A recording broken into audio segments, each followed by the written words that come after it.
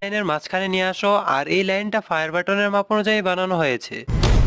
তুমি যখন এনিমিকে ফায়ার করবা তখন এই লোকেশনে ফায়ার বাটন টান দিবা, আর তোমার ফোন যদি 2 থেকে 6 জিবি র্যামের মধ্যে হয়ে থাকে তাহলে এই সেন্সিটিভিটা ইউজ করে দেখো। আমি গ্যারান্টি দিচ্ছি টিপসগুলো 100% কাজ করবে। আর যদি ভিডিওটা ভালো লাগে তাহলে সাবস্ক্রাইব করে 1K কিভাবে মারে ভাবি না কথা নাই রে।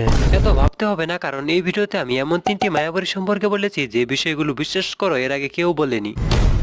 সর্বপ্রথম তোমার ফায়ার বাটনকে একটা সিক্রেট সাইজে আনতে হবে, আর তাই ফায়ার বাটনকে এই জায়গায় নিয়ে আসো আর এই এরিয়ার ভিতর ভালোভাবে সেট আপ করে নাও। এখন এই ফায়ার বাটনকে এটার সাহায্যে সোজা এই লাইন আর এই লাইনের মাঝখানে নিয়ে আসো, আর এই লাইনটা ফায়ার বাটনের মাপ অনুযায়ী বানানো হয়েছে। তুমি যখন এনিমিকে ফায়ার করবা তখন